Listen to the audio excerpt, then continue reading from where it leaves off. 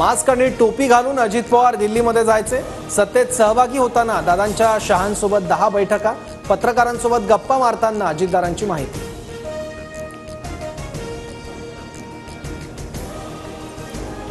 महाराष्ट्राबाबतचं कपट कधीपासून सुरू होतं हे आता कळू लागलंय। अजितदार आणि शहांसोबतच्या छुप्या बैठकीवरून राऊतांचा टोला।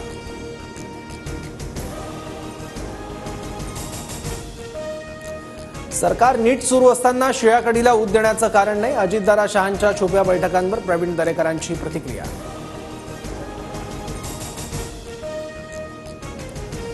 महायुतीच्या जागा वाटपाचा निर्णय जवळपास निश्चित, आम्ही सन्मानजनक जागा लढणार, अजित पवारांची माहिती।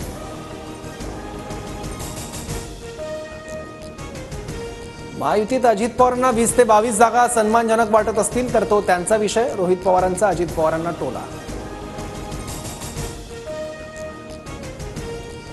ईडी कारवाईपासून वाचण्यासाठी फडणवीसांची सुमित कदम नावाच्या व्यक्तीकडून ऑफर। माझ्याकडे समित सोबतच्या भेटीचे व्हिडिओ, अनिल देशमुखांची टाइम्स ऑफ इंडियाला माहिती।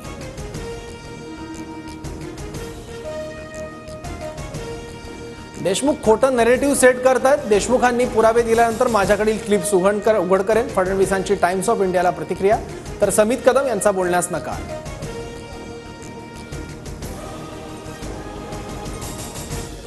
वैद्यकीय कारणांसाठी मिळालेला जामीन रद्द करून देशमुखांना पुन्हा तुरुंगात टाकावं, भाजप आमदार परिणय फुकेंची मागणी।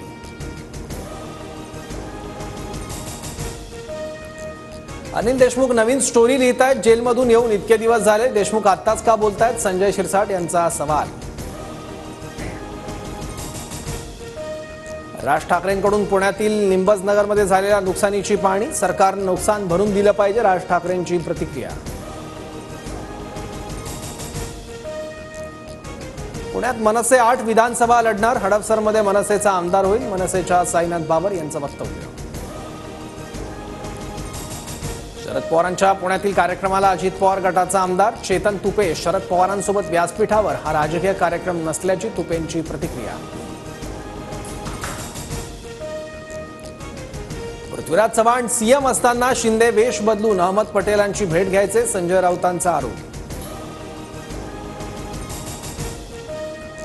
प्रतिनिधींना एखादी गोष्ट मान्य असते पण जरांगेंना मान्य नसते, त्यामुळे सर्वपक्षीय बैठकीला जरांगेंनी यावं, चंद्रकांत पाटलांचं वक्तव्य। तर आम्ही नाही, सरकार भूमिका बदलतं, जरांगेंचं चंद्रकांत पाटलांना प्रत्युत्तर।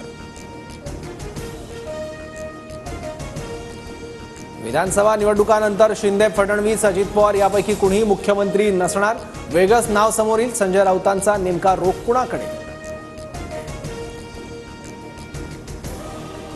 ऑलिम्पिकमध्ये दुसऱ्या दिवशी भारताने पदकाचं खातं उघडलं। नेमबाजीत भारताच्या 22 वर्षीय मनू भाकरला कांस्य पदक।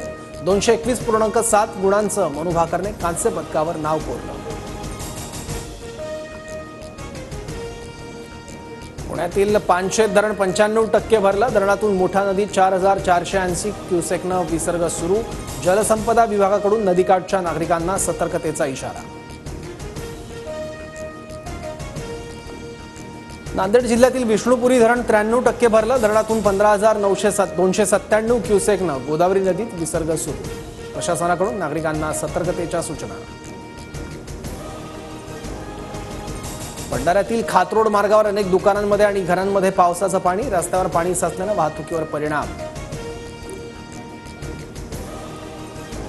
रायगड आणि साताऱ्यात आज पावसाचा ऑरेंज अलर्ट, तर पालघर, ठाणे, मुंबई, रत्नागिरी, पुणे, कोल्हापूरला येलो अलर्ट।